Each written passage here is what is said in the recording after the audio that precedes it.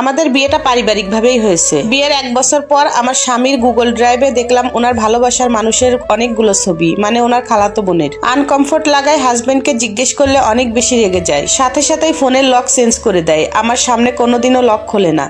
তার 1.5 বছর পরে দুজনের মেসেজগুলো মেসেঞ্জারে দেখি। মেসেজগুলো বিয়ের দেখে মনে হয়েছে অনেক যত্ন করে রেখে দিছেন। যতটুকু জানতে পারছি, আমার হাজবেন্ডের বড় ভাইয়ের সাথে ওই খালাতো বোনের বিয়ের কথা হচ্ছিল, তাই আমার হাজবেন্ডের অনিচ্ছায় মেয়েটাকে অন্য জায়গায় বিয়ে দিতে হয়। ওই আপুরও এখন 2টো মেয়ে আছে। আমার হাজবেন্ড ওনার সাথে আমার সামনে নর্মালি কথা বলে, মানে আর কি ওনাদের সাথে দেখা হলে, ঈদ পর্ব বা কোনো অনুষ্ঠান হলে আসে, তখন আমার সামনে নর্মালি কথা বলে দুইজন। কিন্তু আমার মনে হয় সব ঠিক থাকলেও অনেক কিছু ঠিক নেই। আপুটার ছবিগুলো ডিলিট করতে বললে রেগে যায় অনেক। আপুটার সাথে নাকি কোনো রকম পছন্দ সম্পর্ক ছিল না, কখনো নাকি কথাও হয় নাই। তবে মেসেঞ্জারের মেসেজগুলো যখন দেখলাম, তখন আমার স্বামী আমার সাথে অনেক বেশি বাজে ব্যবহার করলেন। রেগে গিয়ে যা ইচ্ছে তাই বললেন। সবকিছু জানার পরেও কিছু বলতে পারি না। ছবি মেসেজ বিয়ের 2.5 বছর পরেও রেখে দিচ্ছেন। আমার সব দায়িত্ব পালন করেন, কিন্তু ওনার কাছে আমার কোনো গুরুত্বই নেই। এটা আমি প্রতিটা মুহূর্তেই অনুভব করি। আমার হাজবেন্ড অনেক ভালো একটা জব করেন ঢাকায়। তার অফিস থেকে ফ্ল্যাট দিছে বিয়ের আগেই। একা থাকেন, কিন্তু আমাকে নেন না। আমাকে পড়াশোনার বাহানায় আরেকটা শহরে মেসে রাখছে।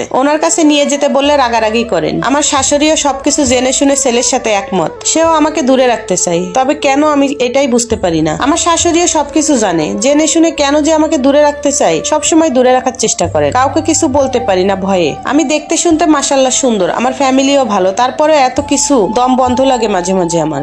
উনি প্রয়োজনের বাইরে কোনো কথা আমার সাথে বলেন না। মানে অনেক ধরনের কথা আছে না, স্বামী স্ত্রী বসে অনেক সময় গল্প আড্ডা, কত রকমের কথা হয়। সে তার প্রয়োজন ছাড়া আমার সাথে কখনোই মন খুলে একটা কথা বলে না। আমি সবসময় বলি, তোমাকে ছাড়া আমার থাকতে অনেক বেশি কষ্ট হয়। আমি আর এই দূরে শহরে থাকতে চাই না, আমাকে তোমার কাছে নিয়ে চলো। এভাবেও বলে দেখেছি, তুমি তো পুরুষ মানুষ, তুমি একা থাকো, রান্না বান্না খাওয়া দাওয়া তোমার অনেক সমস্যা হয়। মানে অনেকভাবে বোঝানোর চেষ্টা করেছি যে আমাকে নিয়ে তোমার কাছে রাখো। তো সে এই কথা বললেই সবসময় রেগে যায়। এসব নিয়ে আমি যতবার অভিযোগ করছি ততবারই বলেছে, থাকলে এভাবে থাকো, না হয় চলে যাও। আচ্ছা, এইভাবে কি কোনো মানুষ থাকতে পারে? স্বামী স্ত্রী দুইজন একসাথে থাকবো,